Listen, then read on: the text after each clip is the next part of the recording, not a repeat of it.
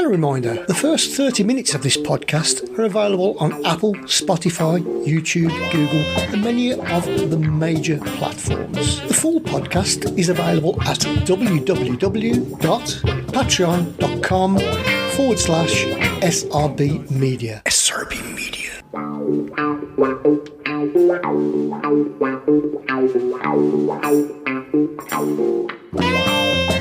Good evening, TC. Good evening, everyone.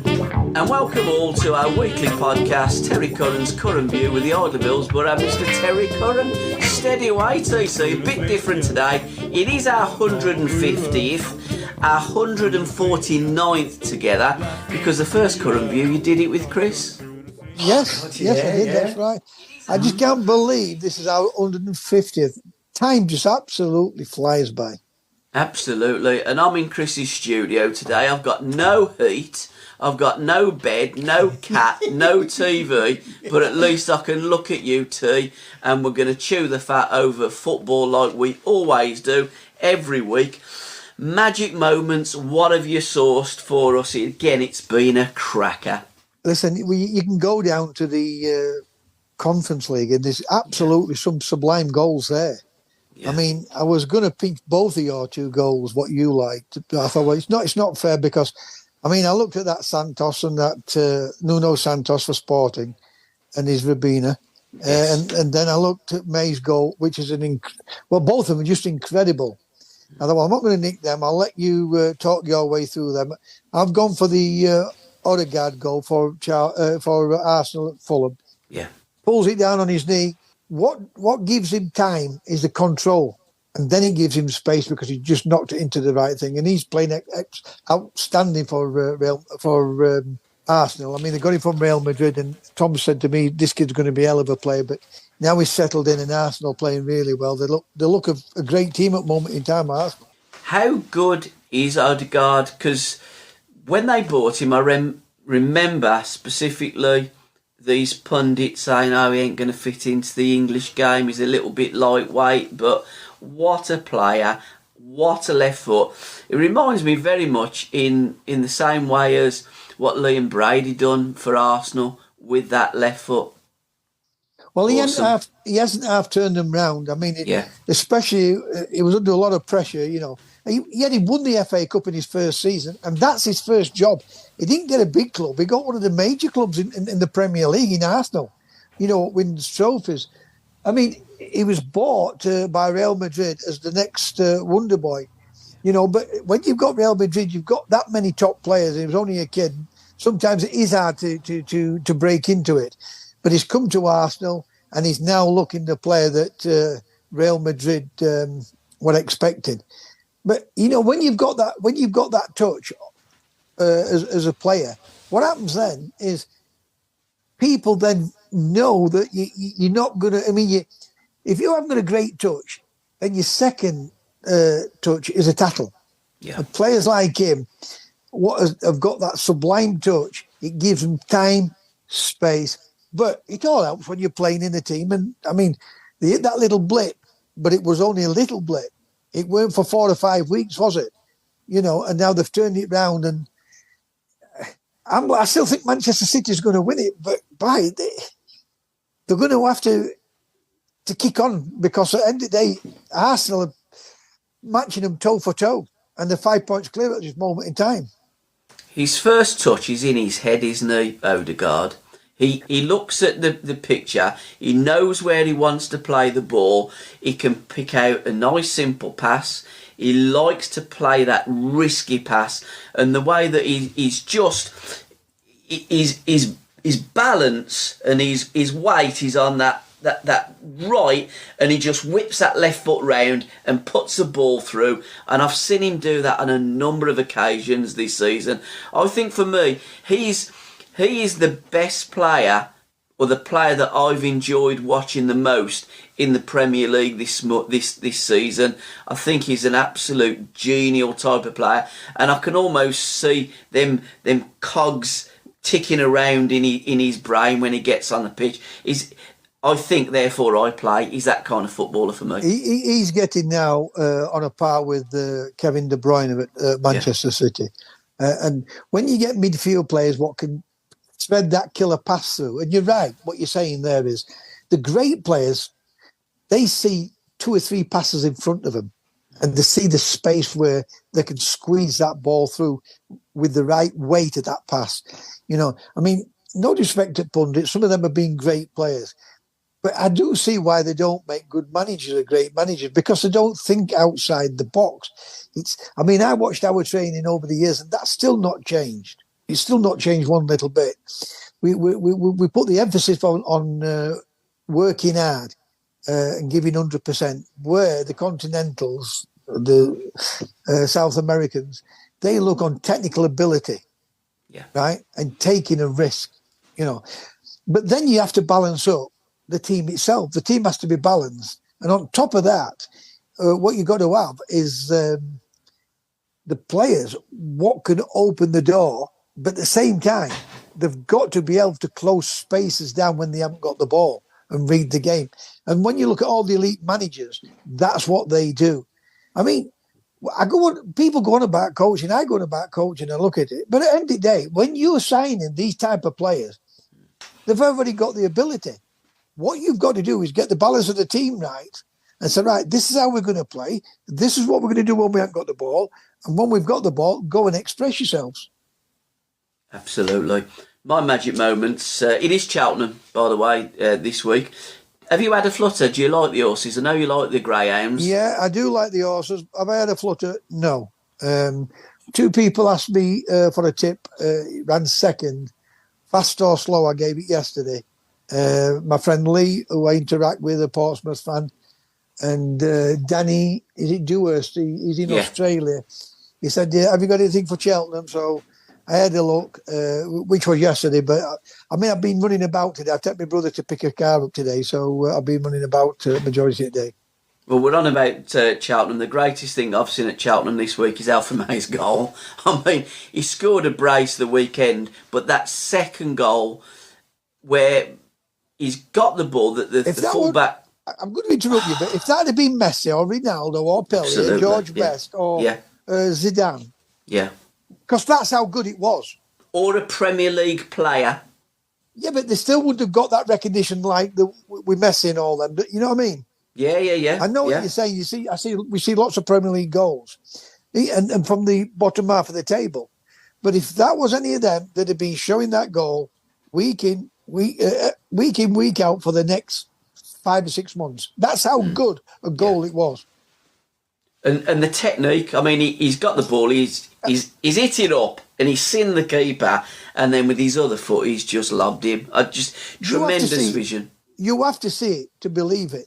Yeah, you do. Yeah, you do. I just thought it was an amazing, skillful bit of improvisation as well. Because when you're that deep and you're just about in your opponent's half, to get your head up and see what the goalkeeper's doing. It's halfway line. Absolutely. And control it and do what he done. I thought it was fantastic. Kai Havertz's goal for Chelsea against Leicester City. I love the little loop pass by Fernandes. And again, Kai Havertz, we spoke about him on the last podcast. I think he's a tremendous footballer. He's got everything in his game. Just needs that little bit of confidence, scoring a few goals. Chelsea have won a few games now, back-to-back. Chelsea could have a decent run in towards the end of the season now. Who knows, they might even get in the Champions League final. Is this the time that he's going to, he's got the goal. Now, because sometimes when they haven't scored these players, they go on a run. Yeah. Because I'm like you, the kid looks a great player, but he's taken a bit of stick because, he has missed a lot of chances. We can't stick up for him. At that level, you've got to be taking your chances. And at that level, those great players usually do. Joe Felix is another one. But there's been a lot of turmoil. When I say turmoil, a lot of changes happen there. Selling the club, new owners coming in, new manager coming in. So it does take time. We have to give him a little bit of time. And I'm like you, I hope Graham Potter can succeed, because I want to see a successful English manager. Absolutely. Joe Felix, I mean, in front of goal, he hits the post. He's been so unlucky. Chelsea just need to find that, and say they have won a few games now back-to-back. They've found those wins. They've found the formula to win. When you look at their best 11, that Chelsea best 11 is as good as anything in the Premier League, isn't it? Yeah, I mean, what they've done a big turnaround with players. When I said turnaround, they fetched a lot of players in, and yes, they should be able to blend in, but the manager's got to get the balance of the team right. And look at them when they do play well. They look a hell of a team, like you just said. They've got to do something this season. They must stay in that Champions League spot. Because at the end of the day, you can lose out on the big name players because everybody wants to play in the Champions League, as you know. But they are looking something like Chelsea of old. Absolutely. But my magic moment, and I can't pronounce the kid's name, is the Georgian international that plays for Napoli. His first name begins with a K and his second name begins with a K, and I'm not even going to bother trying to pronounce it. But my word, what a player. And that goal, if you watch that goal again, he beats 4 players. He turns them one way, turns them the other way. He sits them all on the backsides. And the first one nearest the goalkeeper, he slid that far. He needed to pay to get back into the ground, too. Gabby, I mean, we spoke about this. I interacted with Alan Hudson. I'm on about his son, Alan. Yeah. And they were on about the defending with Tottenham, Sheffield United and Tottenham. I don't give a damn how good a defender you are, Bobby Moore, whoever you are. Once that player drops that shoulder, it makes you commit, right? So when you see that type of goal and the technique of it, it doesn't have to get the fans off the seats. I mean, in our day, my day, they were standing anyway.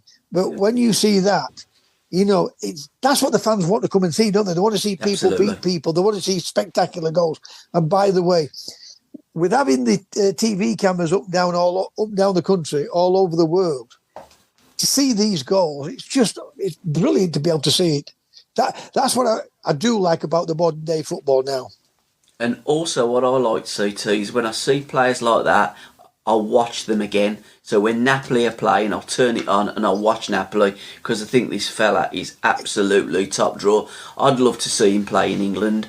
The Italians have got a big problem that they want to see the best players playing in Italy, but the money is in England, and who knows, it will be a tremendous signing for someone, probably Chelsea. I do like a lot of Italian players, but I've never liked Italian football. No. World Cup I watch it, but it's just... I know what I'm going to say to you is they do play defensive football, but this manager at Napoli, they play some great football, Yeah, they do. I mean, they absolutely destroyed Liverpool in the knockout rounds. So, I mean, Liverpool got the revenge back at Anfield, but they're a good team, is this Napoli. Don't underestimate them. And it's a horrible place to go. Again, Napoli, a great... I think they've had a great season. It's one of those grounds where when you go to places like Millwall, but it's a massive. We're talking about a massive club, but there's a lot of hostility there with fans, and then that's not knocking Millwall. It's an intimidating place to play at, especially at the old ground at the Den. Yeah, and Napoli's the same. It's an intimidating ground to go to, and they're a good footballing team. I don't mind watching them.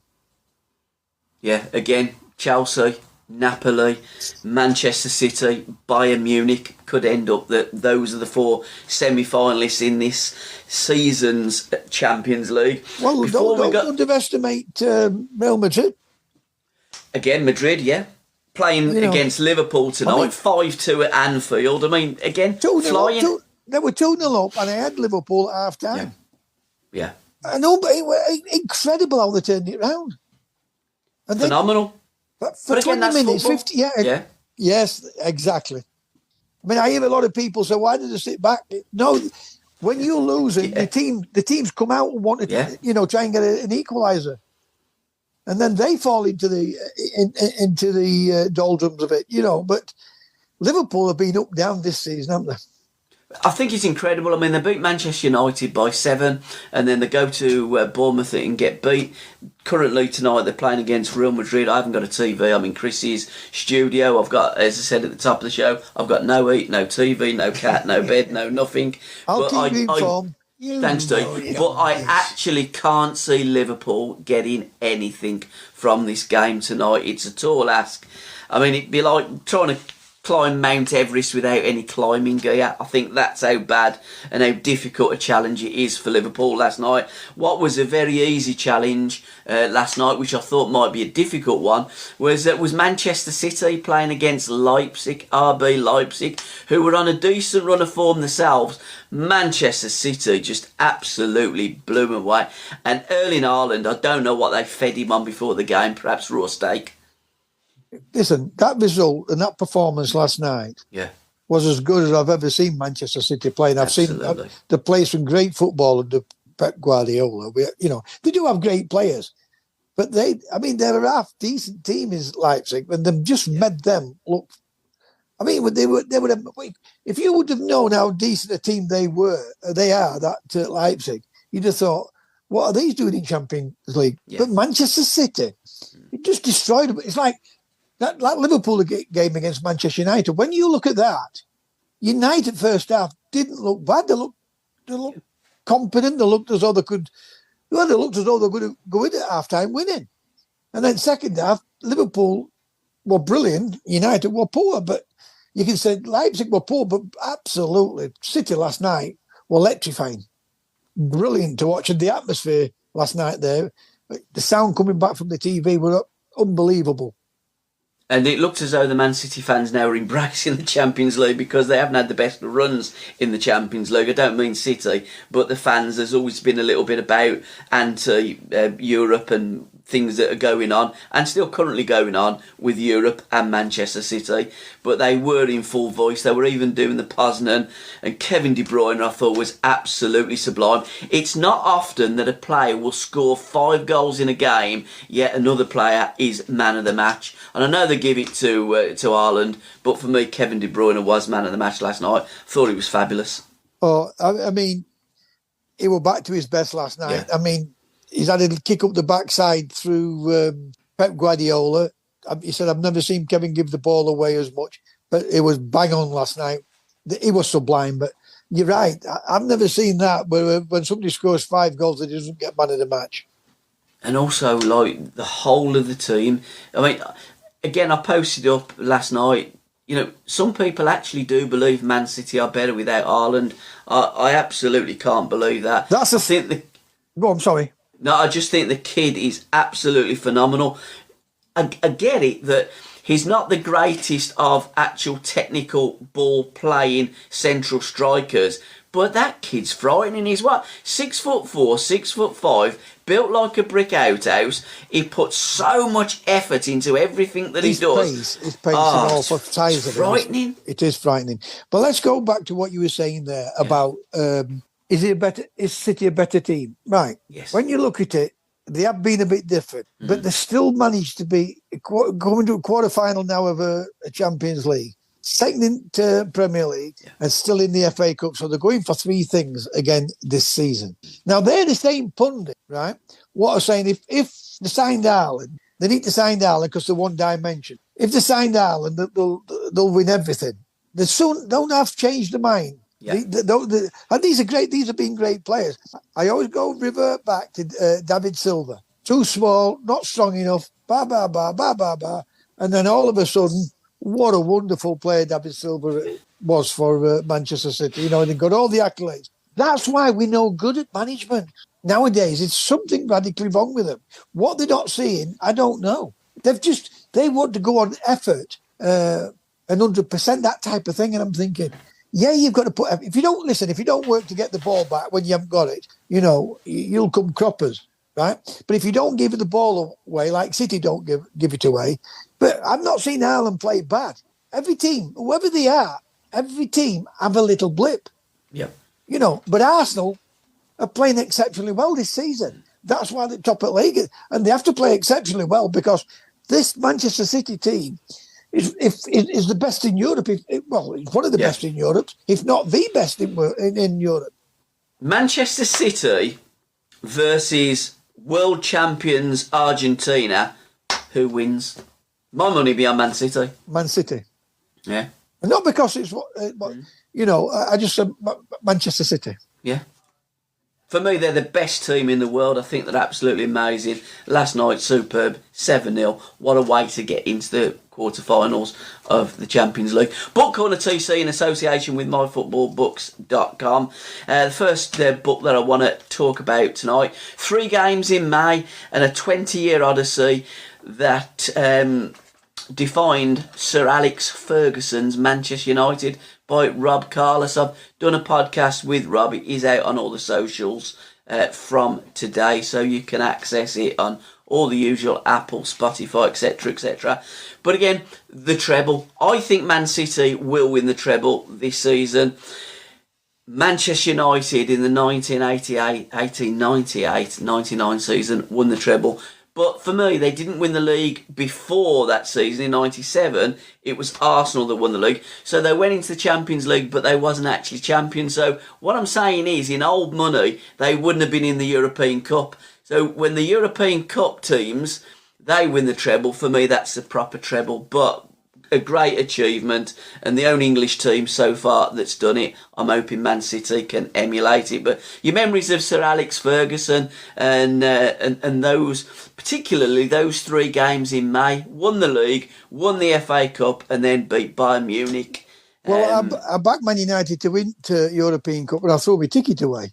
Yeah, you would do. Teddy Sheringham and Ole Gunnar Solskjaer scored both goals. But by the way, they didn't play particularly well that night, and Bayern Munich were the better team. But they got the result. I mean, what can you say about Alex Ferguson? He's won every mortal thing, and I don't want to put a downer on it. But that Barcelona team, when they played Man United at Wembley, the season before, was it? Or season after, I'm not quite sure now. Yeah. A few seasons. And when I saw that Barcelona team destroy a Man United team as good as I've seen a Man United team, it just shows you how good they were. But Alex Ferguson didn't do it with one team. He did it with about 5 or 6, 7 teams. He kept producing and played some great football. People go on. I mean, they go on about Man United because it's a massive club, supporters from all around the world, and I get frustrated about all that with people. But to do what he did with those type of teams, keep producing season in and season out. Yeah, they drop off and then go, but they didn't go off for that period of time since Ferguson's left him.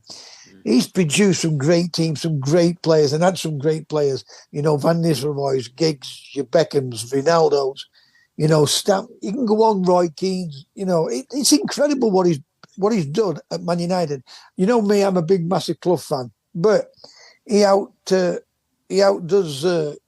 Clough because the trophies he's won. It's incredible. But Clough did it with 2 small clubs as such, whereas Sir Alex did it with one of the biggest clubs in the world. I mean, it's still difficult to do one of the biggest clubs in the world because, as you say, everybody wants to beat you. I know, absolutely. Don't forget. And since Ferguson's left, Manchester United haven't been anywhere near the levels that they were under Sir Alex Ferguson. So it still is very difficult, and it makes and takes a special man. And this book looks at the influence of Sir Alex Ferguson. Yes, for sure, it's about the treble and those 3 games in May, plus the season as a whole. But Rob goes back and talks to supporters, the supporters' influence and contributions in the book. So, tremendous book, a must for all Manchester United supporters, certainly of a certain age. But I'd like to say also a book that would interest football fans of other clubs. 3 games in May by Rob Carlos. Second in the trilogy, Dutch Masters, when Ajax Total Football conquered Europe by Gary Thacker. I've done a podcast with Gary, and that will be coming out within the next couple of days. But Ajax in the 70s, again, what a team. When you take Ajax to win a treble, a European Cups, or a team as small as it may be just a little bit more populated than Scotland, but to do that and to keep producing the players they produce, their football is absolutely how they produce. That team of Ajax in what was that? 71, 72, 73, they won the European Cups. because I'm trying to look at the Ajax, the Dutch team. What got beat by Germany 74. Total football. I mean, we expect total football now from Holland when we always expected it from Brazil. When we saw Brazil's in World Cups, but it's incredible, absolutely incredible. Burnley's gone one up, Sunderland's gone one up, so going to be interesting for Sheffield United with Middlesbrough, isn't it? Absolutely. And what happens in this silly season? The bottle starts, down it, and they're playing fear football, and earlier in the season you'd got results. At the moment, some of the teams are just not quite getting it over the line, but the Dutch team in the early 70s, Ajax, did. And what makes it even more remarkable too, it was when Rinus Michels took over. I think it was early 60s, I think it may have been 1963 when Michels walked in there.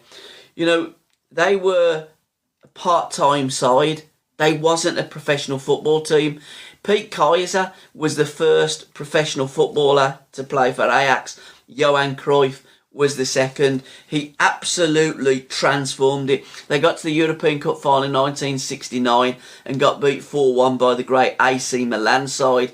2 years after, they were back. They were playing at Wembley. They beat a good Panathinaikos team. They still talk about that team in Greek. The great Ferenc Puskas was their manager, and then went on to win back-to-backs. But not just back-to-back, 3 on the spin. They won it in the backyard of their biggest and most fiercest rivals, Feyenoord, when they put Inter Milan to the sword. 2-goal brace from Johan Cruyff. 73 after that, they played in Belgrade against Juventus. Johnny Rep scored the winning goal, and after that Johan Cruyff left. He went to join Michels at Barcelona. But a fantastic route, some great contributions, including the great Rudy Kroll has contributed to this book by Gary Thacker. So it will be in my library, and it's a must read. We have spoke about the Dutch and the total football. When they did it, they did it with absolutely beautiful football, And we're going about Michels, right? I mean, Beckenbauer did it at Bayern Munich and won a World Cup with Germany. But Cruyff, is football. And then to go into management and produce the football he did as a manager, because they all go about top players don't always make. But he left a legacy as a player, and he left a legacy as a manager, and that legacy, Cruyff will have gone with Michels' way of playing football, and Pep Guardiola learned so much, and he'll tell you he learned so much from Cruyff that he went down that route. And I've seen things where Guardiola in Barcelona, the little pits put up on walls. We don't want anyone under 6 foot. And when Cruyff come in, he took that down. Cruyff always said, if you're big enough, you're good enough, and if you're good enough, then you play. And that's the difference. Why these type of players not only were great players, they went on to be great managers. There's something radically wrong with our managers why we're not going on to become great managers when they played under great managers and being great players themselves. It's quite incredible, isn't it? And third is... Excuse me. Old Liverpool FC in colour, The Rise of the Reds, like you've never seen before, by Gary Chilvers and Mark Platt. A fantastic pictorial book, and Andy always gives us an on this day, and it's quite relevant today, because on this day, the 15th of March 1892, club founder John Holding split from Everton Football Club and decided to create a new football team to play at his Anfield ground. The book delves deep into the archives to shed new life on a fascinating narrative, one that brought to life through the expert colorisation of 130 stunning photographs of Liverpool. So again, very historical, very relevant, and I didn't realise that it was this day that Liverpool were formed. When we look at Liverpool and what Shankly achieved,